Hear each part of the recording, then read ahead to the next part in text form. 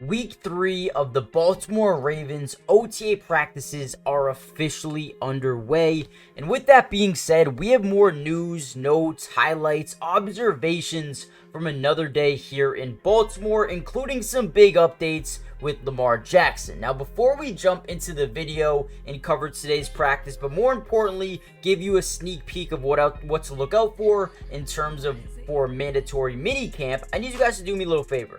Go and follow the Ravens media team on Twitter, man. I want to give them a huge shout out for, working so hard every single day, getting us these highlights because, without them, these videos aren't really possible, right? They give us these highlights to use as B-roll and, enable us to talk over it and, give you guys some practice updates. So go follow them on Twitter. They're going to keep you guys updated with all the news, notes, highlights as well in live time. So go give them a follow right now. And with that being said, let's kind of dive into, today's practice. Now, first of all, let's talk about the guys who weren't practicing today. Remember, it is OTAs. It is not mandatory minicamp just yet. That's about a week away.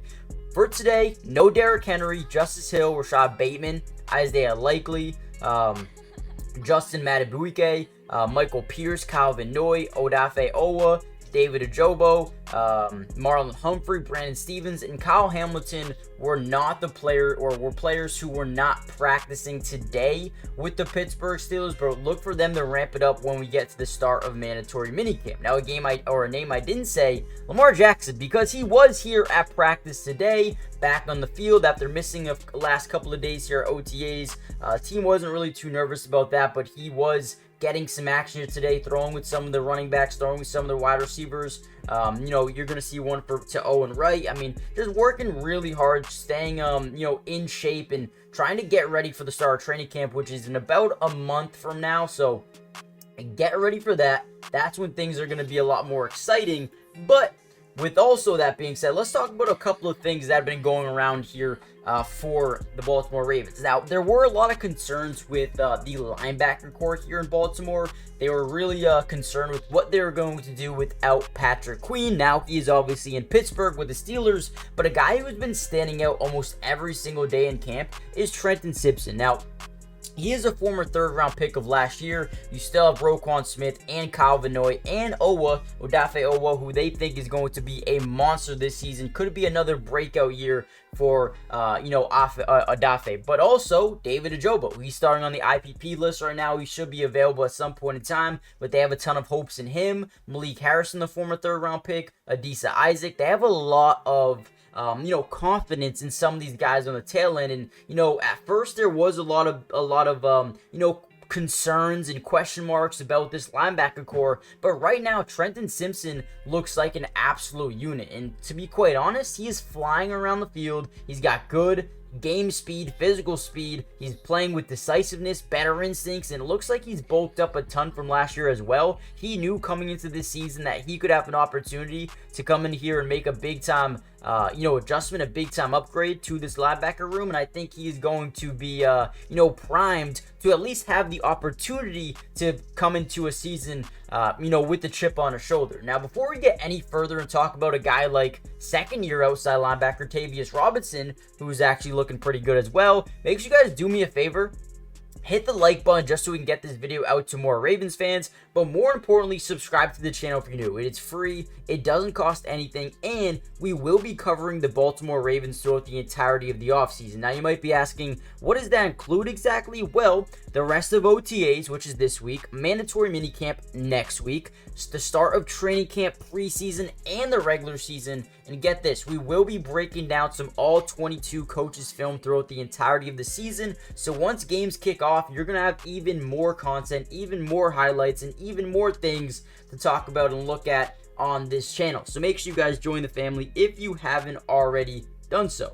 Now, let's get back into the video. So, as Odafe Owa looks to get back here and really get going once again, second-year outside linebacker Tavius Robinson is already coming to practice. Looks like he's ready to go and is really starting to stand out once again. Looks explosive. Looks like he maybe added some more muscle. And, they're just really excited for some of these younger guys, especially David Ajobo or Jabo.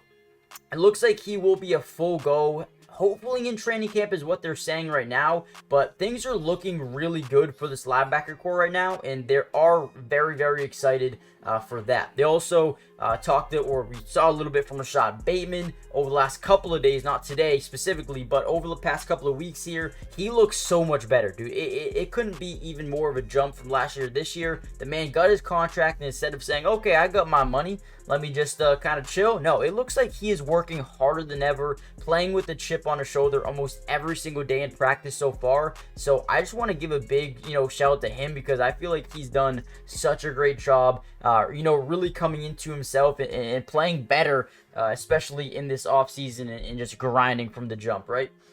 Now, another question mark was, who is going to come in here and be a leader in the secondary, in the second unit? Obviously, they have guys like Marlowe and Kyle Hamilton and Marcus Williams, but who are going to be the number 2 and 3 guys in this cornerback room? Obviously, Nate Wiggins, who they drafted in the first round, looks like a dog, right? He looks really good right now. Probably the best cornerback in this draft. But behind him, it gets a little bit dicey, right? You got TJ Tampa in the 4th round, Arthur Marlette, Jalen Armour Davis, Kadar Holman, Demarion Williams, right? So we're just waiting to see Trayvon Mullen as well. Who or what one of these guys is going to come out here and just make a big time name for himself. Now, one guy who, actually has been looking kind of good, Adarius Washington. He came out, made a big time interception, tipped ball interception on Thursday, which was, obviously last week, but he's been probably the leader for the second unit right now, and he's someone that they have a lot of high hopes for, as well as 7th round rookie Sinaso Kane. I don't think I said that right. He also had interception. Trey Willing broke up a couple of passes, I think 3 passes last week as well.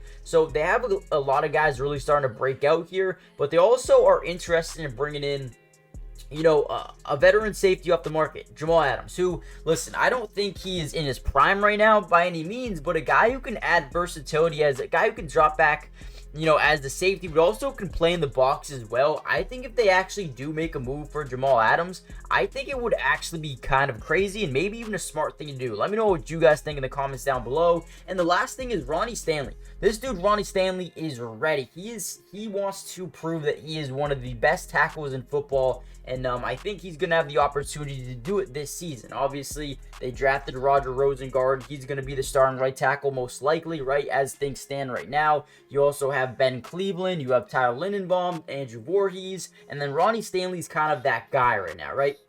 He's the leader in this locker room in terms of veteran presence, and he's the guy that they look up to. And right now, he is leading by example, taking every practice seriously. So that's another good thing that we've seen over the past few days here. Now, over the next few days, we're going to have more highlights, more footage, more analysis and whatnot, more notes. So make sure you guys join the family, hit the like button, and I will see you guys in the next one. Peace.